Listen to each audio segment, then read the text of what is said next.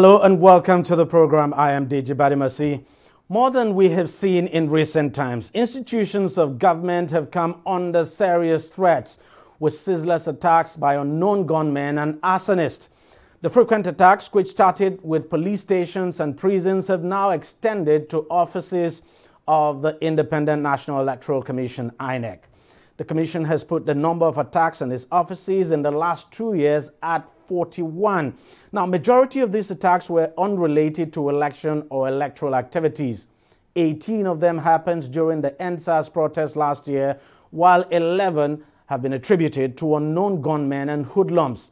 A further breakdown of the figures shows actually that 9 of the incidents happened in 2019 and 21 took place in 2020. However, this year, 11 offices of the Commission have either been set ablaze or vandalized, and 10 of these cases happened in the last 4 weeks in Enugu, Anambra, Abia, Imo, Akwa Ibom, and Ebonyi states. Joining me now to discuss more on the attacks on INEC offices is Festus Okoye, who is the INEC National Commissioner and Chairman, Information and Voter Education Committee. He joins us from Abuja. Thank you very much, Mr. Okoye, for joining us on the program. First off, let me start by asking you this. 41 attacks since 2019. How worrying is this for you? Well, these attacks are unfortunate, and most of these attacks are not related in any way to the conduct of our electoral activities. You can see one attack relates to bandit attack, 4 are post-election violence, 1 is as a result of Boko Haram attack, 6 are products of thuggery during elections, 18 of those attacks are as a result of the NSAS protest, while 11 are based on the activities of unknown gunmen and hoodlums. Unfortunately, these are critical national assets and critical national infrastructure. And the moment you disrupt the electoral process, the moment you compromise our ability and capacity to conduct the electoral process, you are invariably trying to undermine democracy and democratic processes. Because the Commission is one of the symbols of our democracy and our democratic heritage and should be preserved by all means. Now, why do you think INEC offices are being targeted? Well, honestly, we do not have a clue in relation to that. This is because from our own investigation and from our own findings, no group and no individual has claimed responsibility for some of these attacks. Although the police have confirmed that arrests have been made in relation to some of these attacks. But you see, INEC is one of the groups or commissions that has offices in all the 774 local government areas of the Federation and in all the states of the Federation. We believe that some people see the Commission as a symbol of federal presence in some of these local governments and in some of these states. But other than that, we have no clue whatsoever in relation to the motives for these attacks. But for whatever motives whatever the motives are, the clear indication is that our ability to conduct elections has been compromised in some of these states because the 774 local government offices serve as staging posts for most of our activities. We just finished with the expansion of voter access to polling units and the georeferencing of all the polling units and all the voting points and voting point settlements that were converted into full-fledged polling units. It is from these offices that these activities were carried out. And we are about to commence or recommence the continuous voters registration exercise. And it is these offices and the staff of these offices that are supposed to carry out this exercise. So the moment our activities are disrupted in these offices, it compromises our ability to provide electoral services to the communities where these offices are sited. Now, from your records, most of these attacks have actually taken place in the southeast of the country. For instance, we know elections are scheduled to take place in Anambra State in November. That's later this year. So what effect will these attacks now have on the forthcoming election? I mean, and do you think, for instance, the attacks we have seen in Anambra State now, do you think these attacks are carried out just to ensure that the election does not happen in November? Well, let me just say right away that this commission is determined to carry through its electoral activities in Anambra State because the implications of not carrying out the governorship election in Anambra State on the 6th of November 2021 will be very, very grave. But unfortunately, we have delivered over 50% of all the non-sensitive materials required for the conduct of the Anambra governorship elections. And these non-sensitive materials went up in flames. We record all the generating sets in all the electoral walls in Anambra State and moved all of them to the headquarters. All the generating sets that we moved into these places have all been burned down. And then the pavilion from where we make declarations and collate results have also been burned down. So the attacks are meant to compromise us, compromise our ability, compromise our capacity to carry on with the elections. But if you look at the template in Anambra State, you will see that the period for the conduct of a governorship election is constitutionally and legally circumscribed. The Constitution says that elections cannot be carried out in Anambra State earlier than 150 days to the terminal date of the incumbent and not later than 30 days to the terminal date. So it is constitutionally circumscribed.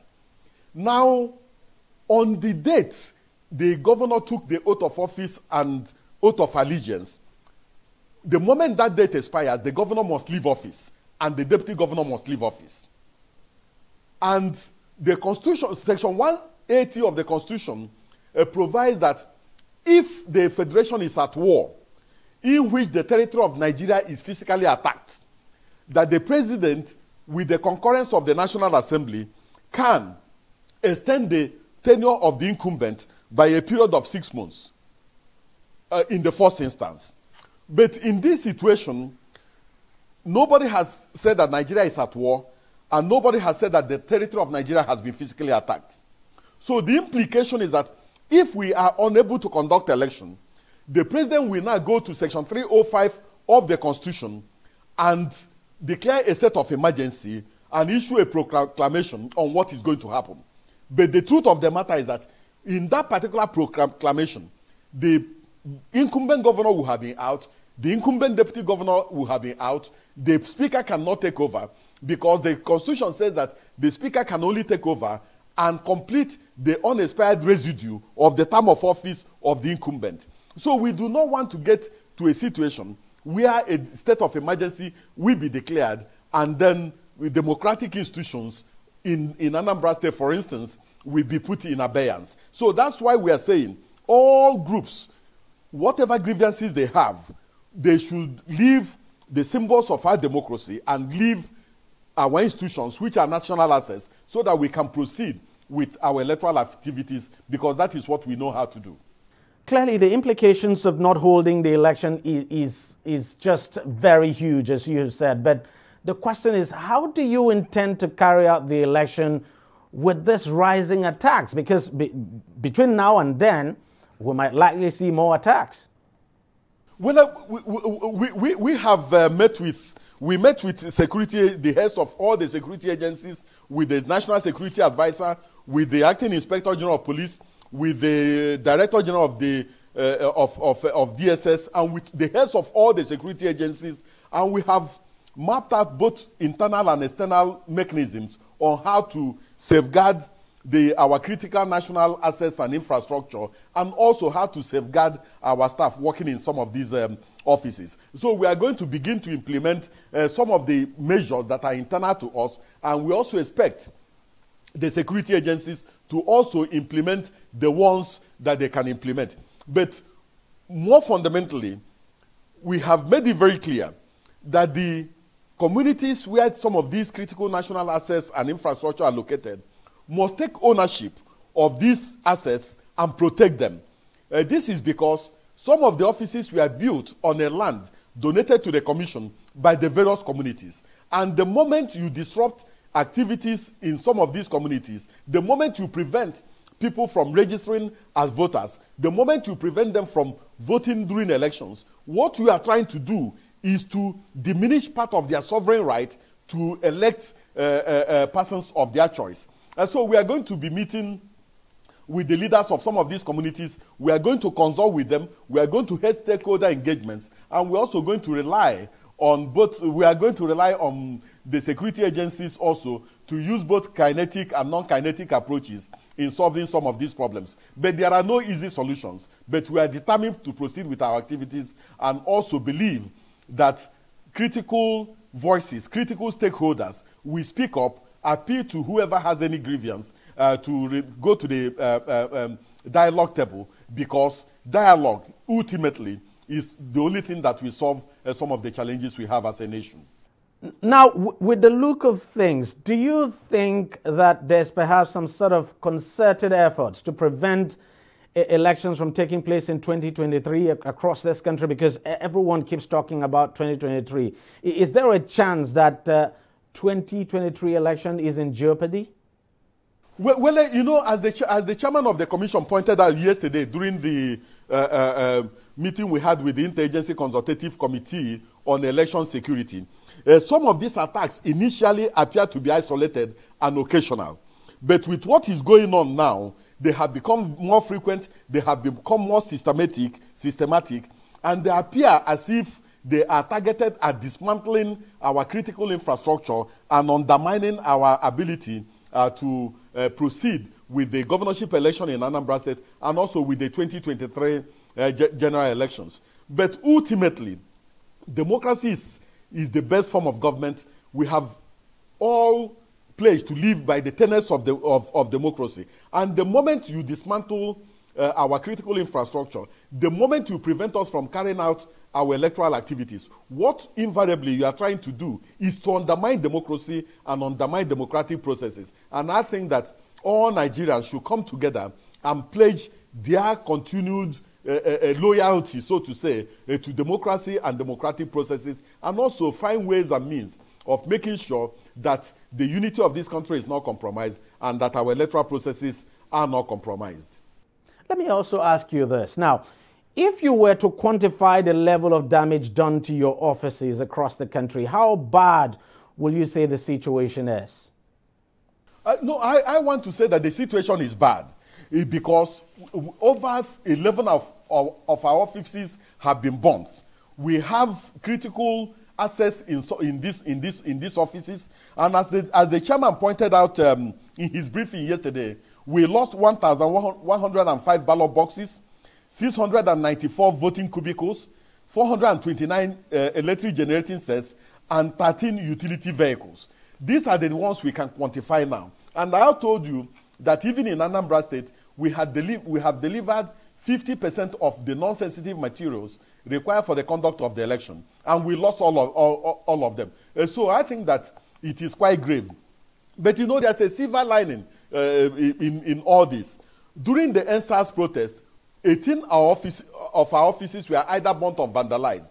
In some of the communities have elected to rebuild some of these offices. In Osun State, in Orolu local government, and in two other local governments, the communities are rebuilding these offices. And also in Nnewi South, the community has elected to rebuild some of these offices. And that is the type of spirit we want. So all critical voices must get the people who are targeting our offices and vandalizing our offices to stop, because we need these offices. These offices were built with the Nigerian people's money. These offices were built in some of the land donated by the various communities. So let the communities take ownership and protect some of this critical national infrastructure.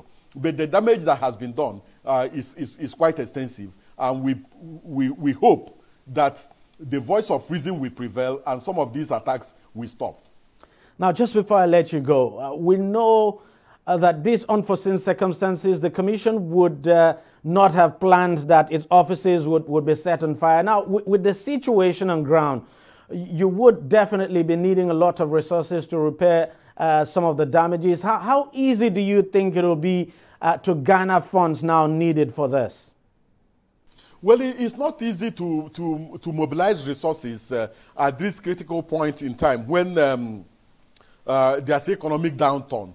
It's also not easy to replace some of these resources, taking into consideration the COVID-19 pandemic and the fact that production has slowed down in some of the advanced countries. But we are going to keep on marching on. We are going to keep on trudging on. We are going to remain steadfast, and we are going to remain courageous in making sure that our electoral activities are not completely disrupted on account of this. But one of the things we have done as a commission is to make sure that we move critical assets, things that are really fundamental, things that are critical to the conduct of elections, away from some of these offices that are vulnerable.